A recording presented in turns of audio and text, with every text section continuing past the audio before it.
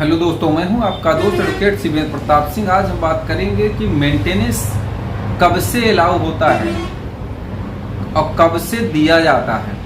कहने का ये मतलब, कई हमारे दोस्तों का ये सवाल रहा है कि डेट ऑफ एप्लीकेशन से मेंटेनेंस अलाउ होता है या फिर ऑर्डर डेट से कब से मेंटेनेंस देना पड़ता है। कहने का ये मतलब, अगर आपकी पत्नी ने 125 सीआरपीसी का केस कर दिया है तो लोगों का ये सवाल है कि डेट ऑफ ऑर्डर से मेंटेनेंस देना होगा या डेट ऑफ एप्लीकेशन से।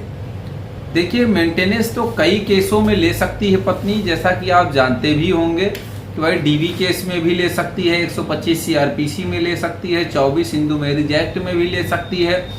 अब सवाल ये है, जैसे आपका पहली बार ही कोई मेंटेनेंस अलाउ हो रहा है तो भाई कोई अगर अदर मेंटेनेंस नहीं है तो उसके अकॉर्डिंग अलाउ होगा, कोई अदर केसों में मेंटेनेंस आप दे रहे हैं तो उसके हिसाब से होगा। और एक चीज़, जो इंटरिम मेंटेनेंस की एप्लीकेशन जब दी जाती है तब से मेंटेनेंस दिया जाए या ऑर्डर डेट से मेंटेनेंस दिया जाए या फिर डेट ऑफ एप्लीकेशन से दिया जाए, तो कहने का मतलब ये एक माननीय सुप्रीम कोर्ट ऑफ इंडिया का एक जजमेंट भी है और वो प्रचलित जजमेंट है, सब कुछ आप जानते भी हैं। उसके बगैर मेंटेनेंस केस फाइल भी नहीं हो रहा है आजकल। तो रजनीश वर्सेस नेहा, इस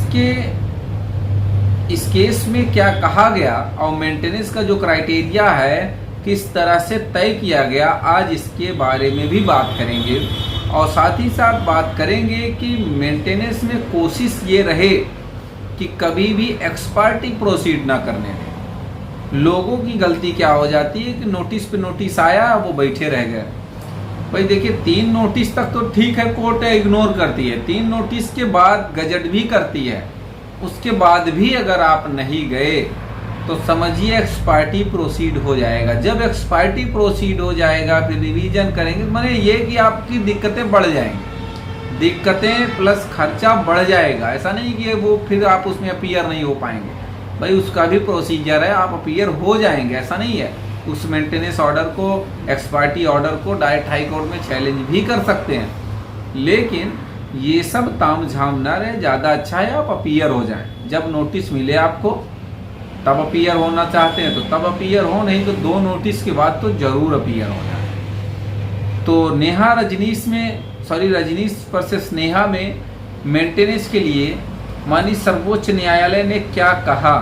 देखिए, पहले क्या होता था, ऑर्डर जिस दिन होता था या जिस भी समय से मन में आया उस समय से ऑर्डर अलाउ हो जाता था, मेंटेनेंस अलाउ हो जाता था, तब से ही देना होता था। कोई फिक्स टाइम नहीं था कि डेट ऑफ ऑर्डर से देना होगा कि डेट ऑफ एप्लीकेशन से देना होगा मेंटेनेंस, ऐसा कुछ भी डिसाइड नहीं था।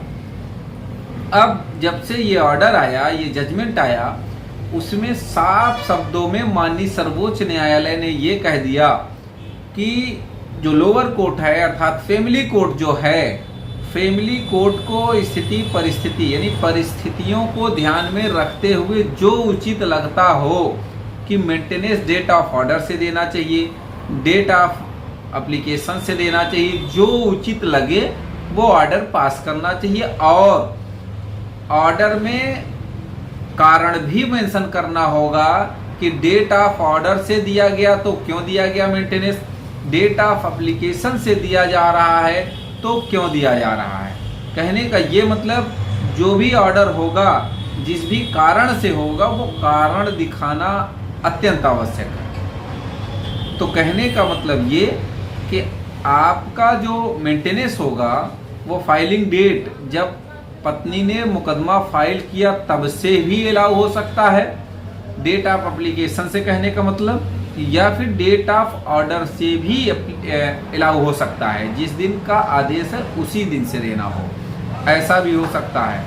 अब एक चीज़ और आता है कि अक्सर लोग क्या करते हैं, जब मेंटेनेंस का केस फाइल होता है तो इंटरिम मेंटेनेंस का एप्लीकेशन बाद में देते हैं। कहने का मतलब, जब फाइलिंग डेट होती है तब से नहीं उसमें रहता है, जब बाद में इंटरिम मेंटेनेंस के लिए एप्लीकेशन देंगे तो हो सकता है कोर्ट इंटरिम मेंटेनेंस तब अलाउ करे जिस दिन एडवोकेट या लड़की पक्ष का वकील या लड़की पक्ष स्वयं जिस दिन इंटरिम मेंटेनेंस की एप्लीकेशन दे, उस इंटरिम मेंटेनेंस की डेट ऑफ एप्लीकेशन से ही मेंटेनेंस अलाउ करे, ये भी हो सकता है।